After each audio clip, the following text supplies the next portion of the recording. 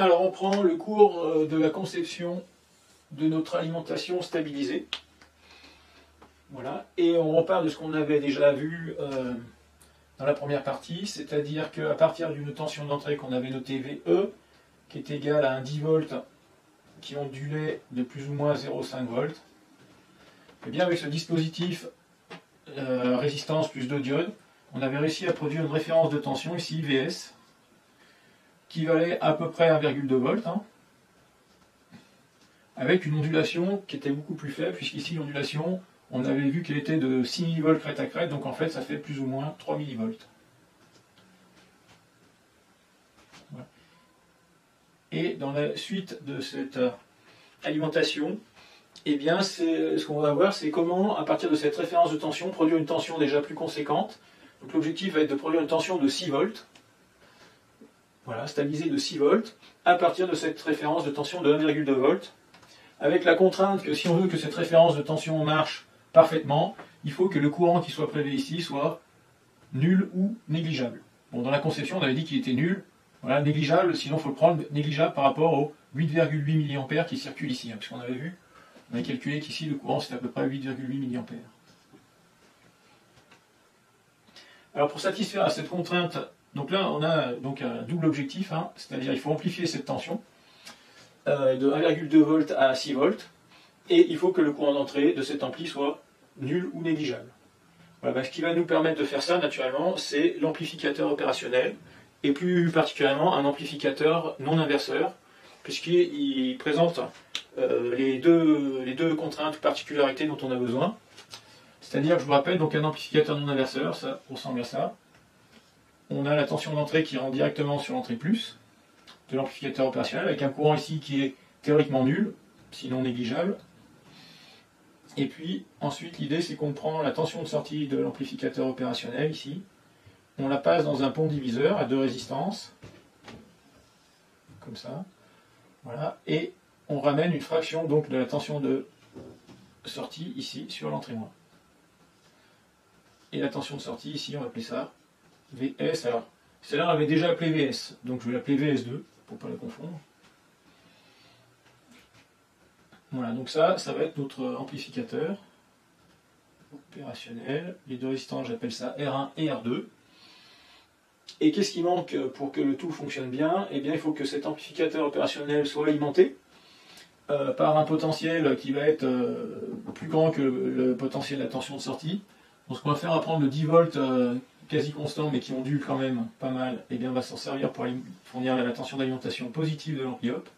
Et la tension d'alimentation négative, ça pourra être ce fil-là, voilà. Et ici, ça, on considérera que c'est la référence des potentiels. D'ailleurs, ce sera le 0 volt de notre alimentation stabilisée. Donc voilà, il va être alimenté entre un plus 10 volts qui ondule et un 0 volt.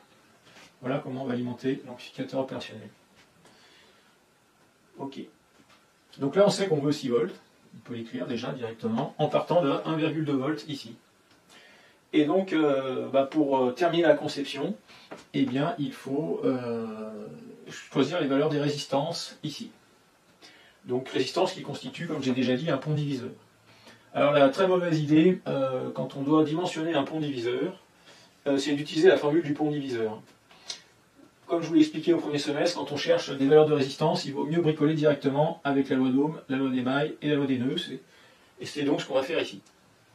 Alors, déjà, il faut se rappeler 2-3 petites choses sur l'amplificateur opérationnel, ou l'amplificateur non inverseur, mais même l'amplificateur opérationnel. Il faut savoir que cet amplificateur, il va adapter une tension sur sa sortie VS2, qui fera en sorte que la tension d'entrée VE- deviendra égale à la tension d'entrée VE+.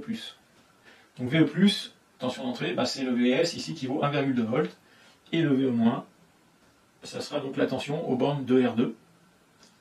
Et donc, au point d'équilibre, ce VE- sera égal à VS, sera donc égal à 1,2 volts. Donc qu'est-ce qu'on sait déjà sur notre pont diviseur ici? Eh bien c'est que la tension ici, au point d'équilibre de l'ampli-op, cette tension vaudra 1,2 volts. Eh bien ça suffit pour choisir la valeur de R2, puisque en fait, ce qui nous manque juste pour connaître la valeur de R2, eh bien c'est le courant qu'on veut faire passer dans R2, et ça c'est un choix de conception. Donc on a un peu l'embarras du choix. Alors comment on va le choisir, ce courant? eh bien, il faut pas qu'il soit trop grand, parce que sinon il y aura trop de puissance mise en jeu dans ces résistances, ce serait dommage. Il ne faut pas qu'il soit trop petit, parce qu'il faut que le courant qui circule ici soit en sorte que celui qui va rentrer par l'entraînement ici soit négligeable, c'est-à-dire qu'on puisse le considérer comme étant nul. Bon, il est très très très faible. Allez, par expérience, moi je sais qu'ici on peut prendre un courant de l'ordre de 0,1 mA par exemple. Hein, donc on va faire le choix. On fait un choix. IR2 égale 0,1 mA. Donc avec 0,1 mA, il y aura très peu de puissance mise en jeu dans la résistance, il n'y a pas de problème. Et donc de ça, on en déduit que R2, eh bien, ça sera directement les 1,2 volts divisé par 0,1 mA. Alors quand on fait le calcul de ça, eh bien, on voit que ça fait 12 kΩ. Voilà, donc R2, la valeur 12 kΩ. Après, il n'y a plus qu'à calculer la valeur de R1. Alors, qu'est-ce qu'il nous manque pour calculer la valeur de R1? On va le faire ici. R1, bah, c'est la tension bande de R1 divisé par... Bah, le courant ici, j'ai choisi, il vaut 0,1 mA. Le courant qui part ici, il est nul, ou si l'ampli idéal il est nul, mais il est négligeable. Donc en fait, ça veut dire que dans R1, on aura également les 0,1 mA qui circulent. Donc ici, je mets 0,1 mA sur R1. Voilà. Il n'y a plus qu'à avoir VR1, et VR1, on l'obtient par loi d'émail, c'est-à-dire la tension est là, la tension bande de R1. Eh bien, la tension bande de R1 plus 1,2 volts doit être égale à 6 volts. Donc VR1, ça sera 6 moins 1,2, et ça fait donc 4,8 volts. Voilà, donc j'ai 4,8 volts aux bornes de R1. Donc R1 vaut 4,8 divisé par volt, divisé par 0,1 mA. Et donc ça donne 48 kΩ.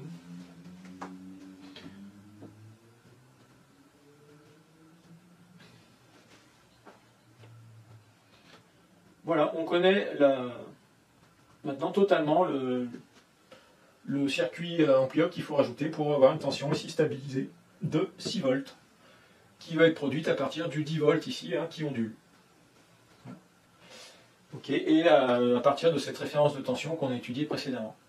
Alors la petite chose qu'on peut se poser, c'est quel va être le taux d'ondulation de la tension qui est ici, sachant que le taux d'ondulation ici était de 0,5%, on l'avait calculé la dernière fois, ce qui correspond au plus ou moins 3 mV. Et bien, on va calculer ça. Donc on va calculer le delta VS2 sur le VS2 moyen. Alors le VS2 moyen, c'est VS2 parce qu'il bouge tellement peu. Qu'on mette VS2 max, min ou moyen, ça sera la même chose ici. Alors le delta VS2, eh bien, c'est le VS2 max moins le VS2 min divisé par le VS2 min ou max, peu importe celui-là. On va le laisser tel que. Bon, on va mettre moyen. Allez, moyen. Ok. Ensuite, quel est le lien entre VS2 et VS? Eh bien, VS2, c'est VS multiplié par le gain de cet ampli, qui vaut 1 plus R1 sur R2. On ne va même pas le calculer, ce gain, on va l'appeler AV. C'est-à-dire que, en fait, VS2 max, voilà, eh bien, ça sera AV que multiplie VS max, c'est-à-dire la tension max qu'on a ici, moins AV que multiplie le VS mini. Le VS2 est maxi quand le VS ici est maxi, et le VS2 est mini quand le VS en entrée, du coup, est mini. Et en entrée d'amplificateur. Et puis divisé par le VS2 moyen, le VS2 moyen, c'est AV que multiplie le VS moyen. Alors vous voyez ce qui va se passer là. Le AV, on peut le mettre en facteur en haut, ça nous donne AV que multiplie le VS max moins le VS min divisé par AV fois le VS moyen. Ok. Les AV, ils sont en haut et en bas, ça se simplifie. Et il me reste donc delta VS sur VS. Qu'est-ce qu'elle dit, cette belle formule? Eh bien, le taux d'ondulation sur VS2, eh bien, c'est exactement le même que le taux d'ondulation sur le VS. Donc le taux d'ondulation sur le 6 volts, c'est exactement le même que le taux d'ondulation sur le 1,2 volts. L'amplification de l'ampli non inverseur ne modifie pas cette grandeur-là, donc ça reste égal à 0,5%.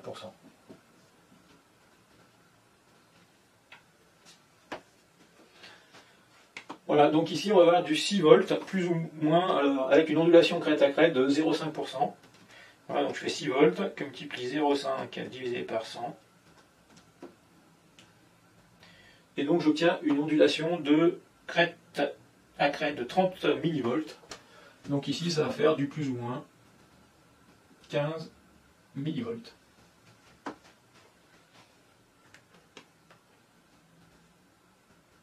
Voilà, du fait de l'amplification, hein, l'ondulation de 3 millivolts va devenir du 15 millivolts ici.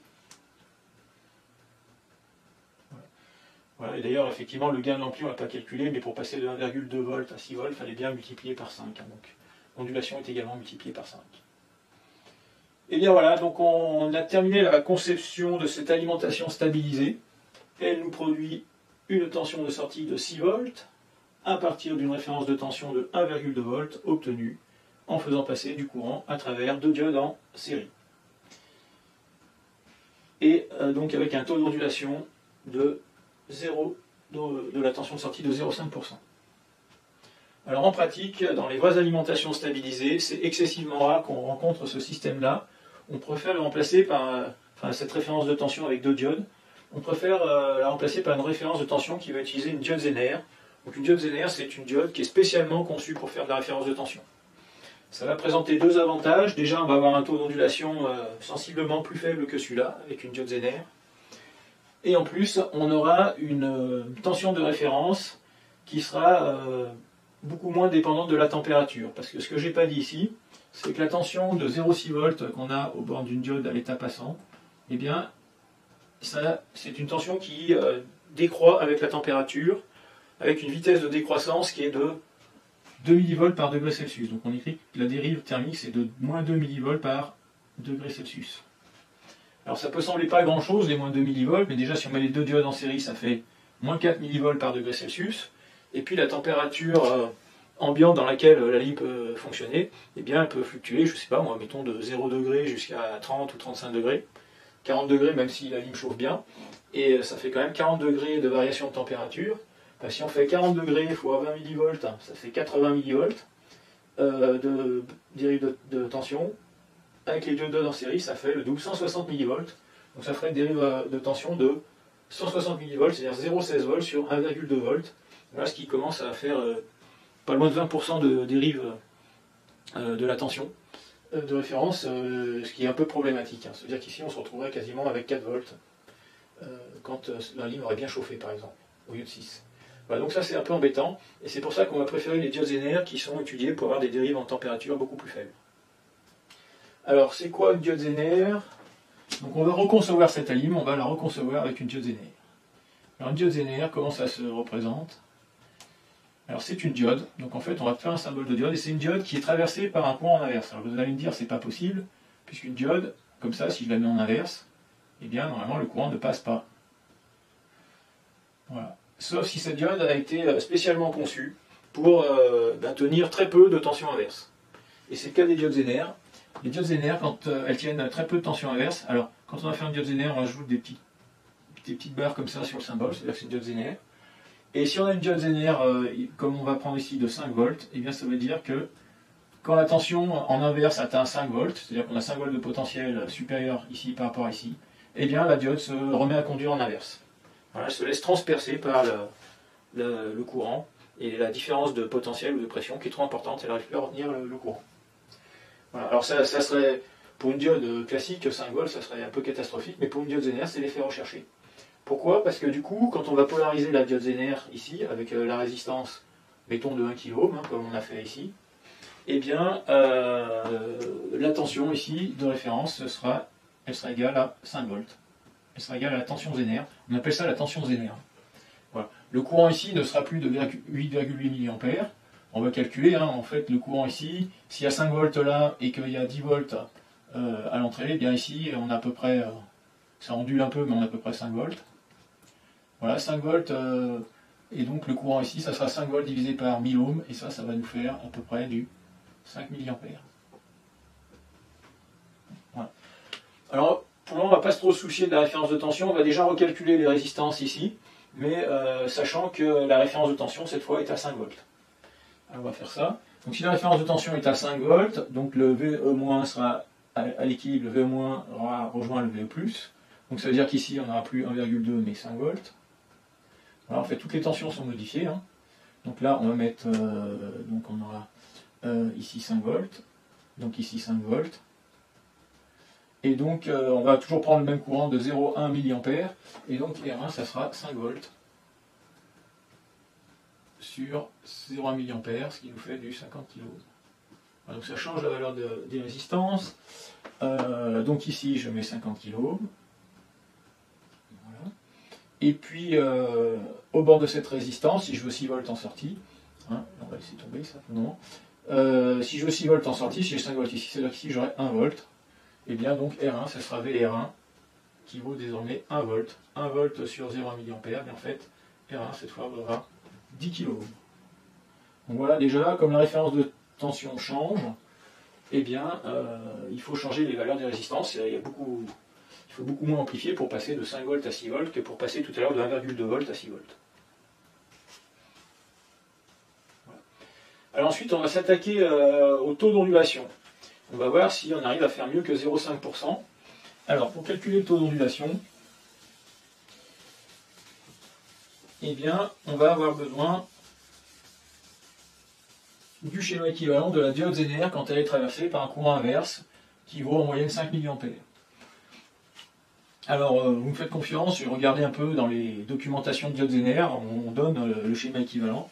Et par exemple, typiquement, le schéma équivalent d'une telle diode Zener, ça va être un générateur de tel nain, avec une résistance, donc résistance dynamique, qu'on va appeler RD, et qui est de l'ordre de 5 ohms, pour une tension Zener de l'ordre de 5 volts.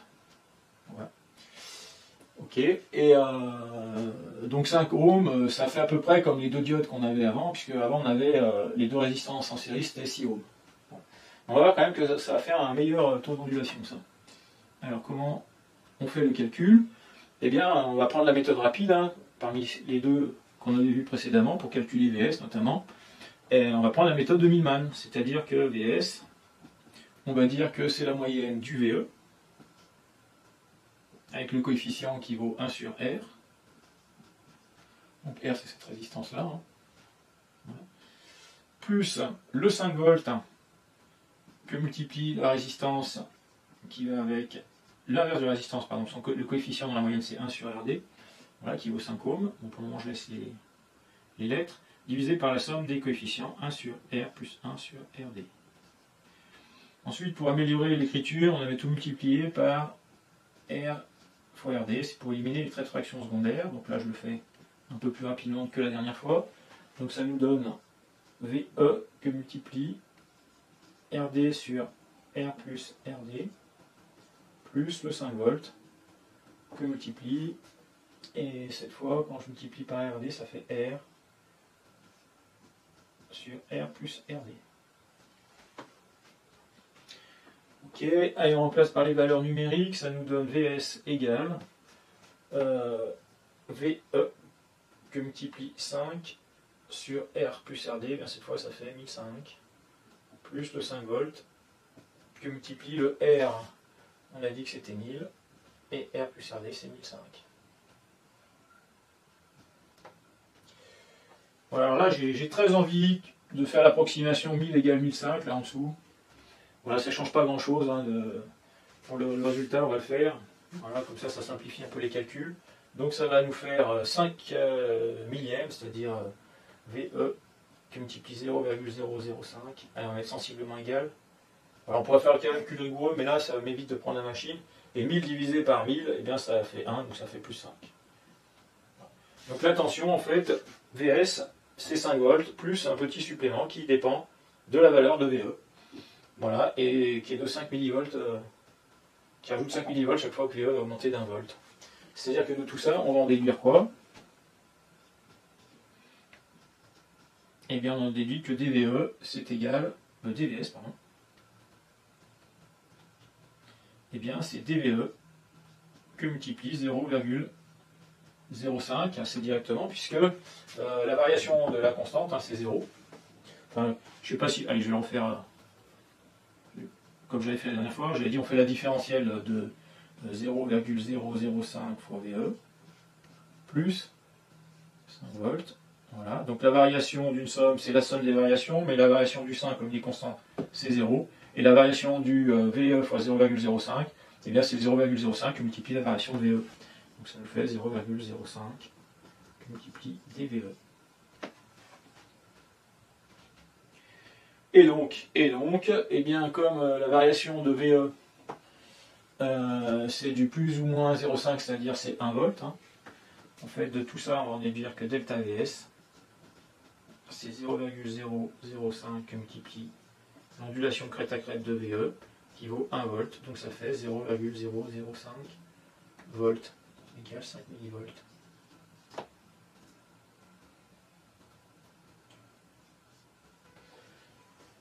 Et donc si on fait l'ondulation du tout, le taux d'ondulation,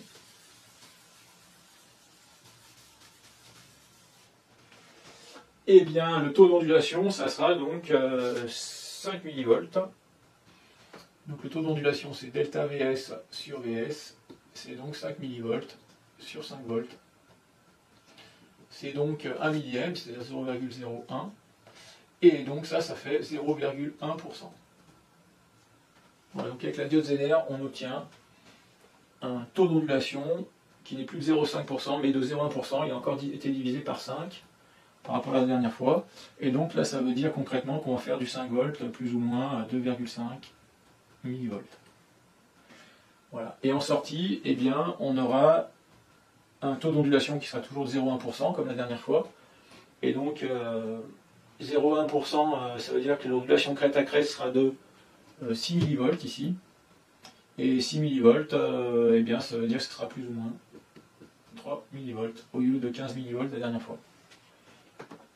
Voilà, donc avec cette diode Zener, on obtient un taux d'ondulation qui est nettement meilleur que ce qu'on avait obtenu, assez nettement meilleur que ce qu'on obtenait avec les deux diodes en série. On obtient aussi que... qu'est-ce qu'on obtient aussi? Eh bien, on obtient aussi que la stabilité, mais là, il faut regarder la dérive thermique dans une doc de diode Zener, la dérive de la tension Zener en fonction de la température, et on verrait que c'est beaucoup plus faible qu'avec ce que je vous ai annoncé pour les diodes dans le sens, enfin les deux diodes en série. Okay. Alors, question R. Que vaut le rendement de cette alimentation si elle débite 1 ampère? Alors ça veut dire quoi que cette alimentation débite 1 ampère? Ça veut dire qu'ici, le 6 volts qui est écrit ici, eh bien, il va débiter dans un circuit qui consomme 1 ampère. Voilà. C'est-à-dire en gros, on va lui appliquer 6 volts, un circuit, peu importe ce que c'est, et ici il va passer 1 ampère. Et que vaut le rendement de ce circuit? Alors, le rendement, c'est quoi? Bien, le rendement, que je vais noter comme ça, c'est la puissance de sortie divisé par la puissance qu'on consomme en entrée. On va le faire à l'anglaise, on va dire P out divisé par P in. Alors si je débite 1 ampère avec une tension de 6 volts, eh bien la puissance de sortie c'est 6 watts, ça c'est facile à déterminer. Par contre, pour savoir ce qu'on consomme comme puissance en entrée, eh bien il faut savoir d'où vont venir les 1 ampère qui... Alors, il y a 1 ampère qui sort ici, mais il y a 0,1 milliampère qui passe là. Donc le courant qui passe là, c'est 1 ampère plus les 0,1 milliampère, donc ça fait 1,001 ampère. Donc vous m'accorderez que les 0,1 milliampère sont négligeables, on va les négliger, on s'en moque. Mais d'où vient ce courant-là? Voilà. Il ne vient pas des entrées de l'ampli-up, hein, parce que les courants d'entrée sont nuls. En fait, le courant vient des alimentations. Et quand un ampli-up fournit un courant sortant, eh bien ça vient de l'alimentation positive. S'il aspirait un courant comme ça viendrait de l'alimentation négative de l'ampli-up. Donc en fait, les 1 ampère ici, ou les 1,01 ampère, ils sont là. Et je mets 1 ampère, on va mettre sensiblement égal à 1 ampère, parce qu'on a dit qu'on négligeait les 0,1 milliampère. Voilà. Et ça, c'est prélevé ici, il y a 1 ampère, et ici, là, allez, ici, il y a 5 milliampères, donc en fait, ici, on a le 1 ampère plus les 5 milliampères, c'est-à-dire 1,005 ampères. Voilà, et ce qui est encore sensiblement égal à 1 ampère, on ne va pas chipoter. Voilà. Donc finalement, sur la tension ici qui vaut 10 volts, en moyenne, on prélève 1 ampère, donc la puissance prélevée sur le générateur, c'est 10 watts. Donc la puissance entrante dans ce système-là, eh bien c'est 10 watts, à peu près. Hein. Donc le rendement, c'est 6 watts sur 10 watts, et donc 6 watts sur 10 watts, et bien ça nous fait du 60%.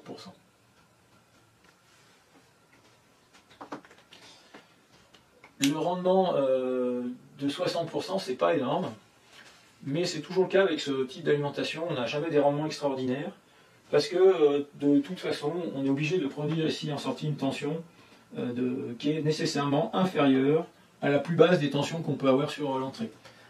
Voilà. Et donc c'est pour ça que bon, la plus basse des tensions, ici on avait dit que la valeur mini, hein, c'était 9,5 volts mini ici. Voilà. Et donc 10 volts en moyenne. Hein. Okay. Et donc on est obligé de perdre de la tension pour pouvoir produire le 6 volts, parce que l'ampli-up a besoin d'une petite marge de tension. Pour pouvoir fournir du 6 volts, il lui faut sensiblement plus de 6 volts sur son alimentation positive.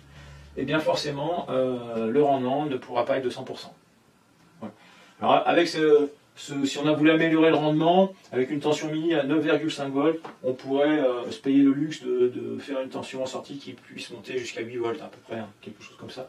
Et ça ne poserait pas trop de problèmes de fonctionnement pour l'amplificateur opérationnel. Voilà, et ça permettrait d'aller vers un rendement un peu plus élevé qui serait de l'ordre de 80%. Mais au-delà, on ne pourrait pas. Voilà, puisqu'ensuite, on est un peu coincé par l'ondulation et la tension minimale qu'il faut pour que l'ampli puisse fonctionner. Donc le rendement de cette alimentation n'est que de 60%. La question qu'on peut se poser, c'est où s'en vont les 4 watts qui a d'écart entre ce qu'on met en entrée comme puissance et ce qui est en sortie. Voilà, donc les 4 watts, en fait, ils vont être localisés dans le transistor de sortie de cet amplificateur opérationnel qui va avoir 4 volts à ses bornes en moyenne, hein, puisqu'il y a 10 volts moyen ici, 6 volts ici, régulé. Donc en moyenne, aux bornes du transistor, tu fais la jointure entre là et là, il y aura 4 volts. C'est lui qui va être traversé par les 1 ampère, donc il aura 4 watts qui vont se transformer en chaleur dans ce transistor. Donc il faudra mettre ici un amplificateur opérationnel de puissance, voilà, pour pouvoir supporter cette puissance-là, et sans doute un petit, même de manière certaine, un petit dissipateur thermique ou un petit radiateur, pour pas que le composant chauffe de trop. Voilà, on va aborder la dernière question, la question S, qui est comment abaisser encore le taux d'ondulation de cette alimentation stabilisée. Alors si on veut vraiment beaucoup abaisser le taux d'ondulation, j'ai 2 stratégies à vous proposer. Donc là je vous rappelle ici, hein, je vais remplacer, on a mis une diode Zener. Voilà. Donc on peut mettre, donc je remets la diode Zener, mettons de 5 volts. Ok, comme ça. Eh bien une des stratégies peut consister à dire, tiens, j'ai déjà une tension qui ondule très très peu ici. Eh bien je vais m'en servir de cette tension pour alimenter, pour faire une deuxième référence de tension, en mettant par exemple ici une autre résistance, enfin je fais une autre référence de tension qui s'alimente à partir de la première, comme ça, donc je les mets à la queue leu. Puis j'en mets une deuxième ici, avec une tension Zener plus faible, ou avec les fameuses deux diodes en série qu'on a vu la dernière fois. Donc on peut faire ça, et puis on se prend la référence de tension ici. Voilà, et on s'arrange pour qu'il y ait du courant dans les Zener, du courant, je sais pas, là on a dit il y a 5 mA, bien on va faire sur les 5 mA, on en met 4 dans la Zener, et puis on en envoie 1 ici, par exemple. Voilà. Alors si on fait ça, c'est pas mal, sauf qu'on va se retrouver avec le problème de la dérive de la tension de référence avec la température. Donc finalement, il vaudrait mieux mettre une deuxième Zener en cascade, comme ça. Voilà, donc ça va être préférable, je pense. Voilà. Mais pour qu'il y ait du courant dans cette résistance, il faut que la tension Zener ici soit inférieure à celle-ci. Donc par exemple, ici, si on reste sur l'idée d'une Zener à 5 volts, ici, il faut mettre une Zener à 4 volts, par exemple. Voilà, quelque chose comme ça. Ok. Sachant que les Zener à 4 volts, ça commence à pas très bien fonctionner. Voilà, il vaudrait peut-être mieux monter. Les Zener les plus performants, c'est les Zener à 6,8 volts. Voilà. Bon, peu importe. C'est de la techno. Donc ça, c'est une première solution. Donc ça permet de diminuer le taux d'ondulation. Et une autre façon de diminuer le taux d'ondulation, eh bien, c'est d'alimenter le circuit, donc rester sur le principe de la ZNR simple, hein, comme ça, mais d'alimenter ce circuit-là avec une tension qui va avoir une ondulation beaucoup plus faible que les plus ou moins 0,5 volts qu'on a ici. Et pour faire ça, alors on va garder la résistance de 1 kg, ça je ne la change pas. On va garder à peu près 5 mA, mais regardez ce que je vais faire. Je vais me remettre un condensateur réservoir, assez gros. Alors on met la ZNR à 5 volts.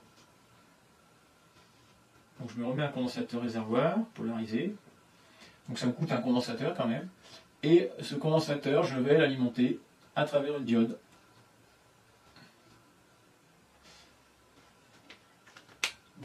Et le fait de l'alimenter à travers une diode, comme ça, eh bien, ça fait qu'on va refaire le plein du condensateur régulièrement sur les crêtes de tension ici, c'est-à-dire quand on a 10,5 volts ici, eh bien, on va remplir le condensateur à 10,5 volts, moins 0,6 volts, donc ça va faire à peu près 10 volts au bord du condensateur. Et ensuite, quand la tension va baisser en entrée, la diode va se bloquer, et le condensateur va mémoriser les 10,5 volts, enfin à peu près, sauf qu'il va se décharger quand même à travers la résistance, mais là où ça va être intéressant, c'est qu'il va se décharger seulement avec un courant de 5 mA, qui est extrêmement faible, alors que le condensateur issu du redresseur, qui est ici, lui, il se décharge avec un courant de 1 A. Donc si lui il se décharge avec un courant de 5 mA, eh bien, si la valeur du condensateur est suffisante, eh bien, il va se décharger très très très peu. Et donc on peut obtenir ici, au bord du condensateur, une ondulation qu'on pourrait calculer, mais qui peut être très faible, qui peut être de l'ordre de la centaine de millivolts par exemple. Au lieu d'être de 1 volt, c'est la centaine de millivolts. Donc ici, on a une ondulation qui devient, en entrée qui devient 10 fois plus faible, et donc en sortie de ZNR, on obtient une ondulation encore 10 fois plus faible. Voilà, donc là, avec ça, on obtiendrait un delta VS sur VS 10 fois plus faible, donc 0,01%. Voilà, voilà. Eh bien, on a traité toutes les questions de cet exercice. Je vais conclure en vous disant que ce type de système, alors pas celui-là, mais celui qu'on a étudié, voilà, sans, comme ça, directement, ce type de système qui, à partir d'une tension qui ondule, arrive à produire, avec une référence de tension et amplification, une tension qui ondule quasiment plus, eh bien, ça existe tout fait dans des circuits intégrés qu'on appelle des régulateurs de tension. Et les plus célèbres de ces régulateurs de tension, c'est les circuits qui sont marqués en référence LM 78 quelque chose. Par exemple, si on met 7806, ça sera un régulateur qui fournira du 6 volts sur sa sortie, tension de sortie. Si on prend un 7812, il fournira 12 volts, etc. Enfin, il régulera à 12 volts, etc. Voilà. Donc en fait, on pourrait remplacer tout ce circuit-là par un LM 7806.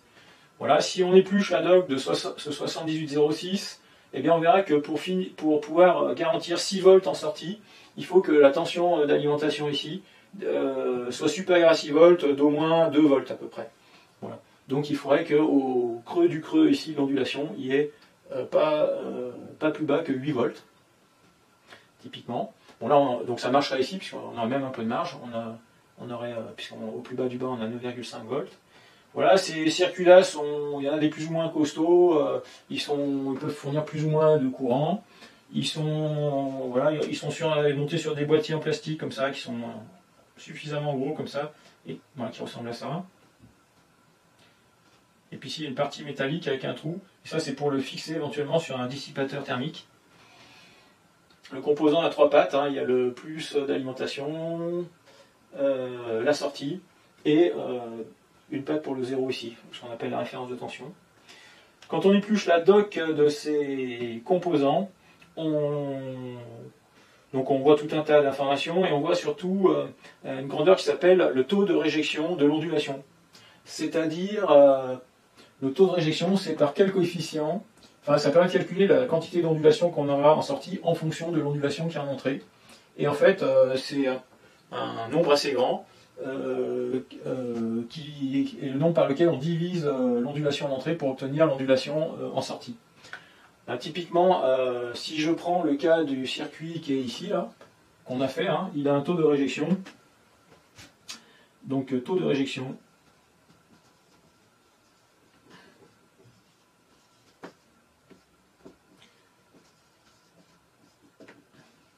Alors pour calculer, on fait l'ondulation qu'on a en sortie, qui donc en crête à crête ça fait 1 volt. divisé par ce qu'on a en sortie. Ici, on a vu que c'était 5 millivolts. Donc 5 millivolts, ça fait un taux de réjection. Alors si je ne m'abuse, eh bien ça fait de 200. Voilà. Eh bien, quand vous allez ouvrir la doc du composant, alors déjà, vous risquez de trouver le taux de réjection écrit en anglais, donc ça se dit Ripple Rejection Ratio. Voilà. Et vous ne trouverez pas 200, vous trouverez un nombre en dB, en décibels. Voilà. Et classiquement, je crois que ça peut être de l'ordre de 60 décibels. Très classiquement, ça peut même monter jusqu'à 80 décibels. Voilà. Alors, 60 décibels, ça veut dire quoi? Eh bien, vous vous souvenez qu'au premier semestre, je vous ai fait étudier ça, les décibels. Vous avez étudié en travaux pratiques notamment. Et donc, c'est une échelle logarithmique. Et à chaque fois qu'on a, comment dire, 20 décibels, ou une chute de 20 décibels, eh bien, ça veut dire que l'ondulation va être divisée par 10. Donc, quand on a 60 décibels, ça veut dire qu'on va diviser par... donc, 60 décibels de réjection, c'est 20 décibels, plus 20 décibels, plus 20 décibels de taux de réjection. Et quand on applique 3 fois 20 décibels, ça veut dire qu'on divise 3 fois par 1000.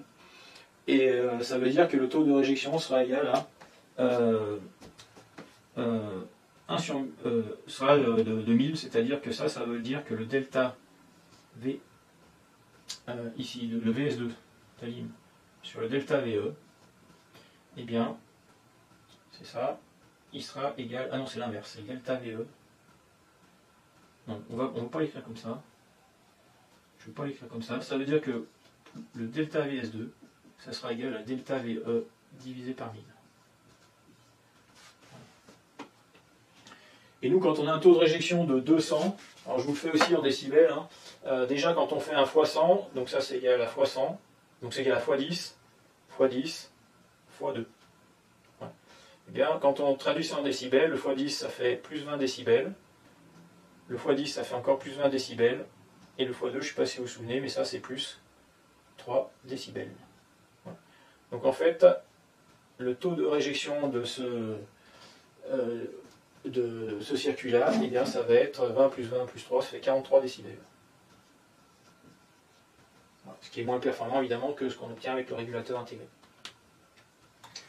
Voilà, si vous êtes curieux, moi je vous encourage à aller sur internet, hein, vous tapez 7806.pdf ou 0,5, c'est plus fréquemment répandu, les régulateurs 5 volts par exemple, ou 12 volts, et puis vous regardez la doc et notamment vous la lisez tranquillement et vous essayez de voir ce que vaut exactement le taux de réjection de la tension d'alimentation, de l'ondulation de la tension d'alimentation. Voilà, et bien on a terminé pour cet exercice 5 sur les alimentations stabilisées, et ça clôt toute la série d'exercices que j'avais prévu de faire avec vous sur les diodes. Ok, donc on enchaînera après d'abord sur les exercices qui vont mettre en jeu les transistors, mais avant de passer aux exercices sur les transistors, donc je vous proposerai un cours pour expliquer comment sont constituées les diodes à l'intérieur, voilà, quelle est la constitution interne des diodes, et puis ensuite un cours sur le transistor avec sa constitution interne et ses caractéristiques électriques, on va dire, et puis ensuite on abordera les exercices sur les transistors. Voilà. Et bien à bientôt pour ces prochaines vidéos.